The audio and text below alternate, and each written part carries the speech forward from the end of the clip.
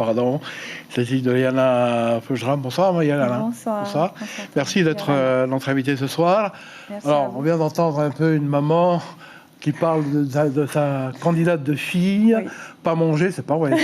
J'espère qu'elle mange quand même. Ouais, non, bien sûr qu'elle mange, mais je pense qu'elles adaptent en effet peut-être un régime alimentaire en fonction de chacune. Alors certaines n'ont pas besoin de régime, au contraire. Certaines doivent peut-être prendre un peu de poids, en tout cas faire du sport, mais elles ont des cours de nutrition. C'est quand même des conditions assez difficiles, je crois, pour pouvoir être candidate à Miss Haïti. Je ne pense pas. En fait, Miss Haïti, c'est une formation pour la vie future. Oui. Nous, on met tout en œuvre. On leur met à disposition des coachs de nutrition, des coachs sportifs, des coachs de culture générale, de diction, de maintien, justement pour déjà les préparer à l'avenir. C'est pas que à Miss Haïti, c'est l'après Miss Haïti, c'est le jour où elles chercheront un travail, où elles seront dans la vie active et qu'elles auront besoin et qu'elles se souviendront de tous ces cours qu'elles ont eus pendant les 4 mois de préparation. Léana, on a tous à l'esprit, évidemment, le nom de Veille Malama Chavez.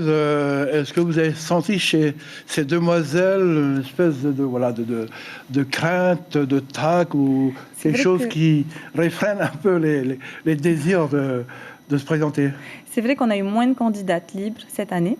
Ouais. Alors pour 2 raisons, peut-être parce qu'on a eu beaucoup de communes qui se sont présentées, donc les candidates se sont dirigées directement vers les communes. D'accord. Mais aussi, je pense que pour certaines candidates, le poids, la pression que Veille Malama a mis était important.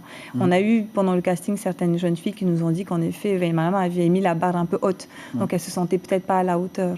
Donc oui, elle a mis la pression un peu à tout le monde, mais bon, c'est une pression positive, c'est bien. Qu'est-ce qui empêcherait une candidate qui viendrait des Tuamotu d'être, de participer à cette élection-là? Il n'y a rien, au contraire, qui les empêche. Nous, on demande qu'une chose, c'est que les communes organisent chaque année, bien sûr, en fonction de leurs besoins et de leurs possibilités, des élections. Donc, Hinarere, par exemple, était Tourapé. Ouais. Donc, cette année, on a d'ailleurs Miss Marquise, Miss Tourapé, on a Miss Mahina, Hitiaotera. Donc, les communes se mobilisent de plus en plus et c'est bien, on les sollicite et on les encourage à le faire. C'est important pour nous. Ouais. Le thème donc, de cette soirée, vous avez choisi le nom d'un artiste très apprécié qui nous a quittés il y a quelques années déjà, Bobby Holcomb. Pourquoi ce choix-là? Alors, parce que Miss Haïti, ça doit rester Miss Tahiti et que ça doit rester ancré dans la culture polynésienne. On n'essaye pas de faire un Miss France ou un Miss Monde bis.